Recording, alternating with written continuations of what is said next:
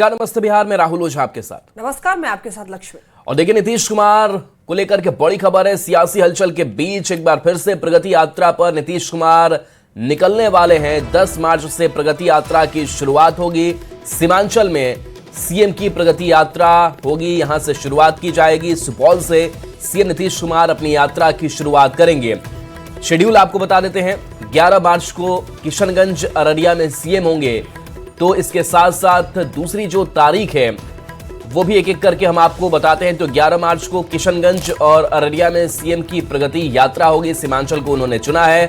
12 मार्च को कटिहार और पूर्णिया में प्रगति यात्रा करेंगे। आनंद हमारे साथ न्यूज 18 संवाददाता फोन लाइन पर। आनंद, राज्यसभा जा रहे हैं मुख्यमंत्री नीतीश कुमार, लेकिन इस बीच प्रगति यात्रा और हर उनकी यात्रा खास रही है, इसके मायने क्या?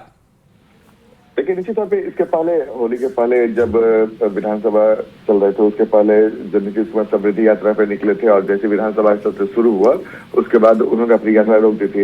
इसी बीच में सियासी घटनाक्रम, एक बड़ी सियासी घटनाक्रम हुई जब नीतीश कुमार राज्यसभा के लिए नामांकन कर दिया। उसके बाद कई तरह के कयास लगाए जा रहे थे, लेकिन तमाम चीजों के बावजूद नीतीश कुमार एक बार फिर से 10 तारीख से यात्रा पे निकल रहे हैं, समृद्धि यात्रा पे। इसके पहले जो उन्होंने यात्रा खत्म की थी, समाप्त की थी, उसके बाद उसी यात्रा को कंटिन्यू कर रहे हैं। और मधेपुरा में 3 दिनों तक मुख्यमंत्री नीतीश कुमार प्रवास भी करेंगे। इसके पहले जब भी वो सीमांचल के इलाके में जाते थे तो मधेपुरा में वो निवास करते थे। इस बार भी सीमांचल के इलाके में जा रहे हैं तो मधेपुरा में 3 दिनों तक रुकेंगे। और सीमांचल से इस बार नीतीश कुमार की यात्रा शुरू हो रही है।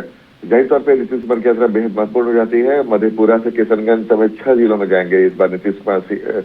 और जाहिर तौर पे जो बचे हुए जिला है वहां पे नीतीश कुमार अपने यात्रा के सिलसिले में आगे जाएंगे। और 10 मार्च को पहले सुपौल में कार्यक्रम में शामिल होंगे, उसके बाद मधेपुरा पहुंचेंगे और उसके बाद मधेपुरा में पुलिस लाइन में कई कार्यक्रम है उसमें शामिल होंगे। 11 मार्च को किशनगंज और अररिया में भी यात्रा करेंगे और 12 मार्च को कटिहार और पूर्णिया में कार्यक्रम करेंगे। 13 मार्च को मधेपुरा से सहरसा और खगड़िया जाएंगे। तो जाहिर तौर पे 10 तारीख से नीतीश कुमार यात्रा पे निकलेंगे और 13 तारीख को यात्रा समाप्त करके फिर वापस पटना लौटेंगे। और उसके बाद फिर यात्रा, अगला यात्रा का जो कार्यक्रम होगा अगले जिला का, वो भी कार्यक्रम बनेगा। आनंद, क्या ये माना जाए कि केंद्र की ओर रुख कर रहे हैं, दिल्ली को रुख कर रहे हैं, इसलिए ये यात्रा प्रस्तावित भी किया गया? जब लोगों से संवाद भी करेंगे कि आखिर क्या हुआ नहीं हुआ, इसको लेकर भी बात करेंगे, कुछ निशांत को लेकर भी बात रखेंगे। देखिए, जाहिर तौर पे जब नीतीश कुमार दिल्ली की राजनीति में जा रहे हैं, उसके पहले बिहार में जो भी उनका काम बचा हुआ है वो काम अपना पूरा करना चाहते हैं और जनता को ये साफ साफ मैसेज देने की कोशिश करें। कल भी संजय झा ने कहा था कि नीतीश कुमार भले ही राज्यसभा जा रहे हैं, जब तक सत्र चलेगा तब तक दिल्ली रहेंगे और उसके बाद आकर पटना में सब कुछ देखेंगे। जाहिर तौर पे भले ही दिल्ली की राजनीति कर रहे हैं, लेकिन नीतीश कुमार का लगाव बिहार से कम नहीं होगा। और नीतीश कुमार की इस यात्रा ने ये भी बता दिया है कि नीतीश कुमार के लिए बिहार आज भी नंबर 1 प्रायोरिटी पे है और कल भी रहेगी। और जाहिर तौर पे इस बात से साफ साफ संदेश मिलता है कि नीतीश कुमार भले ही दिल्ली की राजनीति करेंगे, लेकिन उनकी नजरें बिहार पे टिके रहेंगी। जो भी नई सरकार बनेगी उसमें वो पूरा सहयोग, बिल्कुल नजरें जरूर है। लेकिन एक बड़ी खबर आ रही है आनंद, आप बने रहिए, जुड़ेंगे आपसे। निशांत कुमार आज जेडीयू में शामिल होने वाले हैं और आज का जो समय है वो 1 बजे बताया जा रहा है जब सदस्यता ग्रहण करने वाले हैं। तो निशांत कुमार आज आधिकारिक तौर पर कह सकते हैं सदस्यता जेडीयू की ग्रहण कर लेंगे दोपहर 1 बजे। और आपको बताते चले, एक नई पारी की शुरुआत करने जा रहे हैं निशांत कुमार। तो इसको लेकर के जेडीयू के कार्यकर्ता है काफी उत्साहित भी है। आनंद बने हुए लगातार। आनंद, आज नई पारी की शुरुआत आज से निशांत करने जा रहे हैं। 1 बजे का समय बताया जा रहा है जब जेडीयू में शामिल हो जाएंगे। जी बिल्कुल। देखिए, कल ही न्यूज 18 ने खबर चलाई थी कि 1 बजे निशांत कुमार जेडीयू की सदस्यता लेंगे और विधिवत रूप से जेडीयू में शामिल हो जाएंगे। कल इसकी घोषणा देर शाम संजय झा ने भी किया था जब उनके यहाँ बैठक हो रही थी जिसमें निशांत शामिल हुए थे। और जब बाहर निकले तो संजय झा ने इस बात की जानकारी दी कि 1 बजे निशांत कुमार जेडीयू की सदस्यता लेंगे और इस मौके पे मीडिया से भी बातचीत करेंगे। जाहिर तौर पर यह बेहद महत्वपूर्ण है। मीडिया भी चाहती है कि निशांत कुमार जब राजनीति में कदम रख रहे हैं तो उनका अगला विजन क्या होने वाला है, कैसे वो राजनीति में आगे बढ़ेंगे, वो पूरी जानकारी देंगे। और इस मौके पर संजय झा, प्रदेश अध्यक्ष सहित जेडीयू के कई बड़े नेता मौजूद रहेंगे। और जाहिर तौर पे एक ग्रैंड वेलकम की तैयारी है निशांत कुमार की। और दूसरी महत्वपूर्ण बात की कई सारे बड़े आयोजन भी हो रहे हैं। 15 किलो का मखाना का माला बनाया जा रहा है और कई सारे तैयारियां की गई है। जाहिर तौर पे जेडीयू के लिए आज एक बड़ा दिन है। कई जेडीयू कार्यकर्ता और नेता इस बात को लेकर बेहद नाराज थे कि नीतीश कुमार दिल्ली की राजनीति कर रहे हैं, लेकिन निशांत कुमार के आने से ये साफ हो गया है कि शायद उसकी थोड़ी भरपाई हो रही है। तो ये जो निशांत कुमार का है वो तय है कि आज 1 बजे वो पार्टी दफ्तर जेडीयू पार्टी दफ्तर के कर्पूरी सभागार में वो विधिवत रूप से जेडीयू की सदस्यता ले लेंगे। जी ठीक है, नजर बनाए रखिएगा आनंद। बहुत धन्यवाद आपका इन तमाम जानकारियों के लिए। तो दोपहर 1 बजे का समय है जब जेडीयू में शामिल हो जाएंगे निशांत कुमार, नीतीश कुमार के बेटे, यानी कि कह सकते हैं कि नीतीश कुमार का जो अभी तक का जितना उन्होंने काम किया है, अब निशांत उसको आगे किस तरीके से बढ़ाते हैं, इस पर सबकी नजर होगी।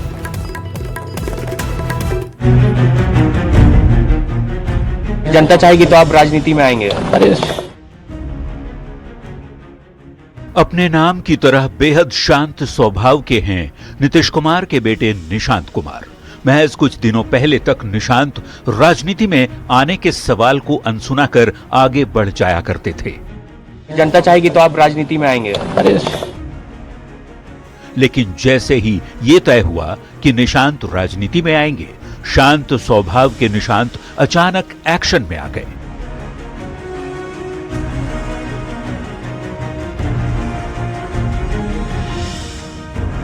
निशांत राजनीति में आएंगे, इस बात को ऐलान हुए अभी महज कुछ घंटे ही हुए थे कि निशांत ने जेडीयू के युवा विधायकों के साथ बैठक कर डाली। जेडीयू के कार्यकारी अध्यक्ष संजय झा के आवास पर शुक्रवार की रात हुई बैठक में निशांत ने अपनी युवा टीम के साथ भविष्य की रणनीति पर मंथन किया। ये भी निर्णय हो गया कि निशांत जी पार्टी ज्वाइन करेंगे और ज्वाइन करने के बाद वो विधान परिषद के सदस्य बनेंगे।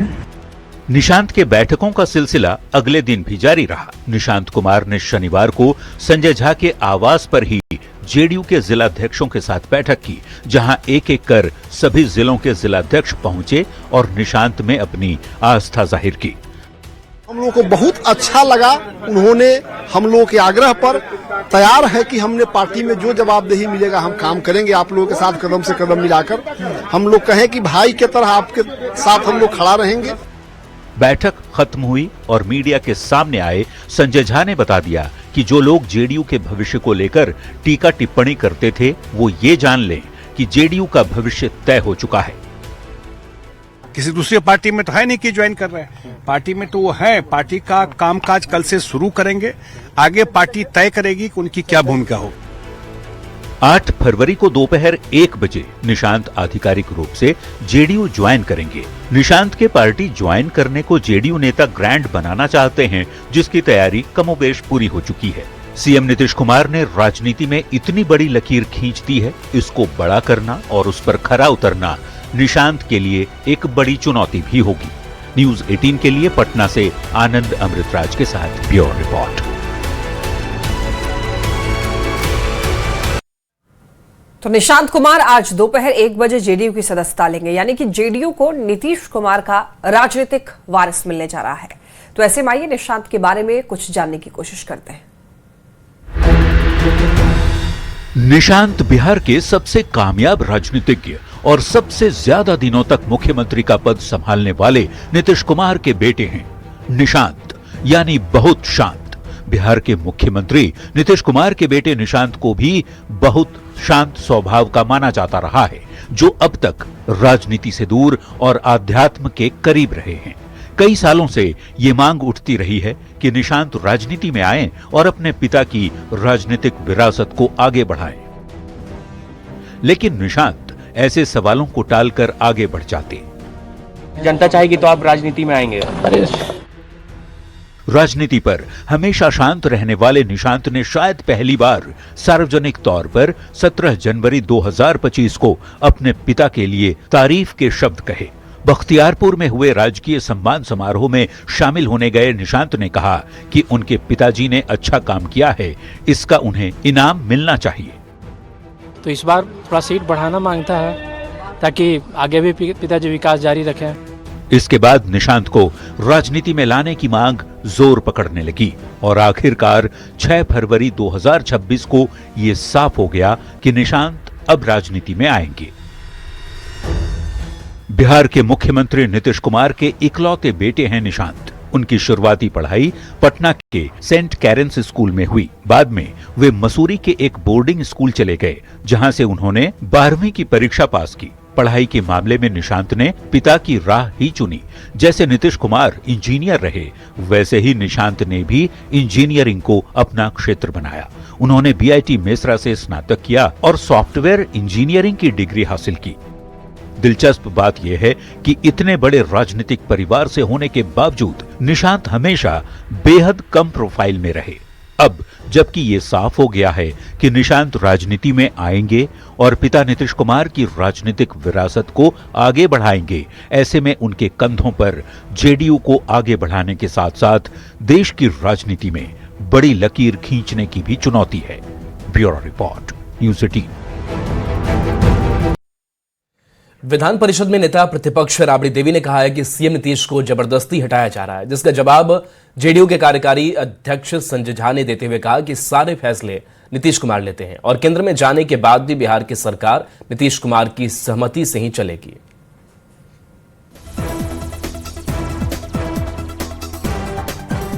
जो भी फैसला लेते हैं वो उनका फैसला, उन्हीं का फैसला होता है। नीतीश कुमार के राज्यसभा के लिए नॉमिनेशन करने के बाद बिहार के सियासी गलियारे में बयानबाजी का दौर तेज है। नेता अपने अपने तरीके, मतलब और मायने निकालने में लगे हैं। पूर्व मुख्यमंत्री राबड़ी देवी कह रही हैं, नीतीश को जबरदस्ती हटाया जा रहा है।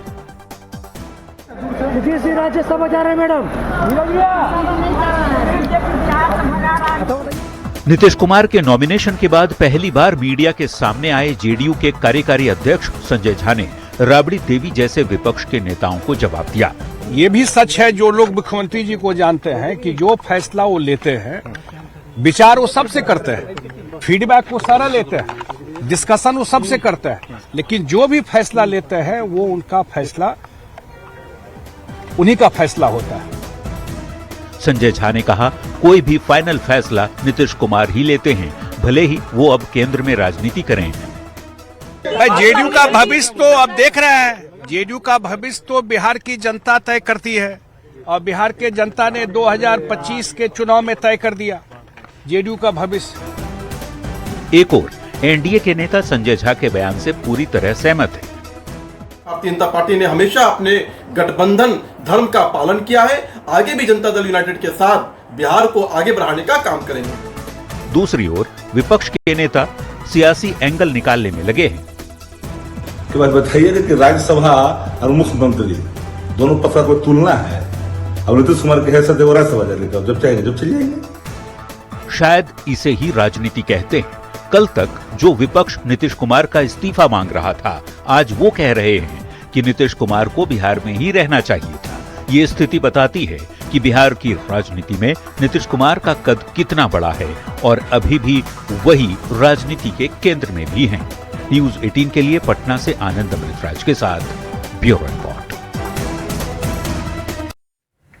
नीतीश कुमार के राज्यसभा जाने पर कांग्रेस के राज्यसभा सांसद अखिलेश सिंह का बयान सामने आया है। अखिलेश सिंह ने स्क्रिप्ट पहले से तैयार था, ऐसा उनका कहना है। स्क्रिप्ट लिखने वाली बीजेपी है और अमित शाह और प्रधानमंत्री मोदी हैं। वहीं अखिलेश सिंह ने निशांत कुमार को राजनीति में आने पर शुभकामनाएं दी। अरे निर्णय तो सब पहले से लिखा हुआ था, स्क्रिप्ट अब उसमें कोई नया क्या है? स्क्रिप्ट लिखने वाले कौन लग रहे हैं सर? भारतीय जनता पार्टी, अमित शाह जी और प्रधानमंत्री जी। और कौन स्क्रिप्ट आजकल लिख रहा है? नीतीश कुमार के भी लोग भी साथ थे। नीतीश कुमार के लोग भी साथ थे। अब ये जब नीतीश कुमार जी ही उसको एक्सेप्ट किए हैं तो फिर बाकी लोगों पर क्या? उनको शुभकामना। बाढ़ के बख्तियारपुर में सीएम नीतीश कुमार ने अपने ड्रीम प्रोजेक्ट का जायजा लिया। इस दौरान उन्होंने अधिकारी को फटकार लगा दी। सीएम नीतीश ने कहा कि बार बार कहने पर भी काम पूरा नहीं हुआ, तो अधिकारियों ने कहा कि 1 महीने में काम पूरा हो जाएगा। आप भी सीएम नीतीश का ये अंदाज देखिए। 1 महीना सर, यही महीना, यही महीना, इतना बार बस यही महीना।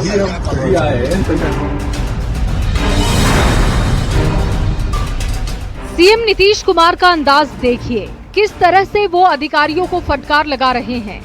मुझे तो सबसे पहले बात से कह रहा है कि इसको जरा ऊपर वाला चले। जी सर, वो हो गया है। अधिकारियों को नसीहत दे रहे हैं, अधिकारियों को हिदायत दे रहे हैं। सीएम नीतीश की ये तस्वीरें बाढ़ के बख्तियारपुर की हैं। सीएम नीतीश यहाँ पर ब्रिज का जायजा लेने पहुँचे थे। ब्रिज पर एक एक चीज को बारीकी से देख रहे हैं। सीएम नीतीश यहाँ अधिकारियों से कह रहे हैं, बार बार कहने पर भी काम पूरा नहीं हुआ। जब सीएम नीतीश ने अधिकारियों को नसीहत दी तो अधिकारियों ने कहा कि 1 महीने में काम पूरा हो जाएगा। हम शुरू से किए, मुझे तो सबसे पहले अब बात से हम कह रहे हैं कि इसको जरा ऊपर वाला चले। जी सर, वो हो गया है। जी सर, सब लोगों को सुविधा हो गई। हम तो दोनों उसी से आकर के जब शुरू करवाए तो किए, अब बाद में इसको भी करवा दे, फिर हम ऊपर से करें। तो हम बहुत दिन से देख रहे हैं। 1 महीना सर, यही महीना, यही महीना। इतना बार कहें सर, बस यही महीना आए तो अच्छा। जी सर, बिल्कुल हो जाएगा सर, 1 महीना स्पीड से कर देगा, सबको सुविधा। सीएम नीतीश अब राज्यसभा जा रहे हैं। नीतीश अब कुछ ही दिनों तक सीएम पद पर रहेंगे, लेकिन नीतीश कुमार अपने ड्रीम प्रोजेक्ट को लेकर कितने गंभीर हैं, इन तस्वीरों को देखकर आप अंदाजा लगा सकते हैं। नीतीश कुमार ने बाढ़ के बख्तियारपुर ताजपुर सेतु के निर्माण के निरीक्षण के दौरान अधिकारियों को फटकार लगा दी, तो सीएम के सामने कार्यकर्ताओं ने जिंदाबाद के नारे लगाते हुए नीतीश को विकास पुरुष बताया। न्यूज़ 18 के लिए बाढ़ से अनिरुद्ध। देश का नेता कैसा हो, देश का नेता। अमित शाह का ममता सरकार पर हमला। देखिए, टीएमसी पर राष्ट्रपति के अपमान का आरोप है। शाह ने निचले स्तर का व्यवहार बताया है, इसे सबसे ऊंचे संवैधानिक पद का अपमान बताया है। आपको बताते चले, राष्ट्रपति द्रौपदी मुर्मू भी नाराज दिखी बंगाल सरकार से, और ऐसे में इधर अमित शाह ने भी ममता सरकार पर हमला बोला है। उनका कहना है कि ये राष्ट्रपति का अपमान है। इतना ही नहीं, अमित शाह ने कहा है कि ये निचले स्तर का व्यवहार किया गया है, वो भी उनके साथ जो सबसे ऊंचे संवैधानिक पद पर है।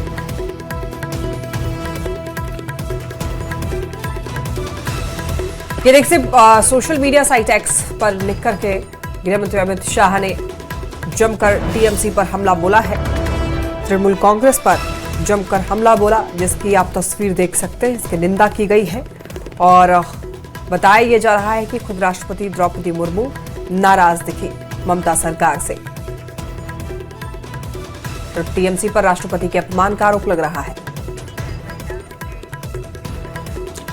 और देखिए, इस बीच प्रधानमंत्री मोदी का भी टीएमसी पर बड़ा हमला। टीएमसी ने राष्ट्रपति का अपमान किया। प्रधानमंत्री नरेंद्र मोदी ने कहा है, टीएमसी ने आदिवासियों का अपमान किया। प्रधानमंत्री नरेंद्र मोदी का यह बयान सामने आया है। तो राष्ट्रपति को लेकर के लगातार सियासत जारी है। गृह मंत्री अमित शाह से लेकर के प्रधानमंत्री नरेंद्र मोदी भी लगातार टीएमसी पर हमलावर नजर आ रहे हैं कि आदिवासियों का अपमान टीएमसी ने किया है।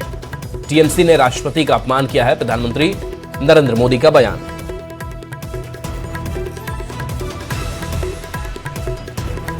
डिप्टी सीएम सम्राट चौधरी ने बंगाल में आदिवासी समाज के कार्यक्रम स्थल बदलने पर हुए विवाद पर यह कहा है कि ये राष्ट्रपति से ज्यादा आदिवासियों का अपमान है। ममता बनर्जी को इसका जवाब बंगाल की जनता 2 महीने में देगी और उन्हें ये बताएगी।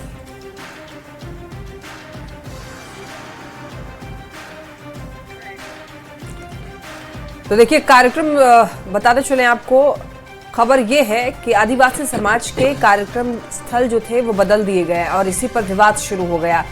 और इस मामले पर डिप्टी सीएम सम्राट चौधरी ने भी बयान दिए। राष्ट्रपति महोदया से ज्यादा ममता बनर्जी ने एक आदिवासी बहन की बेइज्जती करने का काम किया है और इस तरह का कार्य उनको जनता सिखाएगी। अगले 2 महीने में बंगाल की जनता जवाब देगी और उनको सिखाने का। शराबबंदी पर सम्राट चौधरी का बड़ा बयान सामने आया है। शराबबंदी से 28 से 30 हजार करोड़ का नुकसान हुआ। सालाना बिहार को नुकसान हो रहा है। इसके बावजूद नीतीश ने शराबबंदी की। नीतीश कुमार के जीवन का ये ऐतिहासिक फैसला रहा है।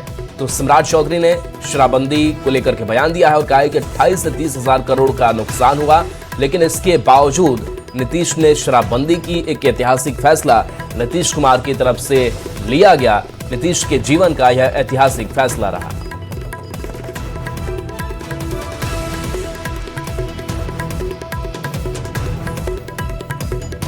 एसटी जब आया, इतनी बड़ी बंदी आप सोचिए कि शराबबंदी, जहां की हमको लगभग 28 से 30 हजार रुपये का लॉस है, उस राज्य में जिसका अपना रेवेन्यू 70,000 करोड़ भी नहीं इस फाइनेंशियल ईयर में, उसके बावजूद आप सोचिए कि 2016 में नीतीश कुमार जी ने इतना बड़ा फैसला लिया कि हम बिहार में शराबबंदी करेंगे, और बंदी हुआ, और उसके बाद भी स्टेट इतने अच्छे ढंग से खड़ा होने का काम किया। इसलिए मैं तो नीतीश कुमार जी के जीवन का यदि कोई सबसे ऐतिहासिक फैसला हो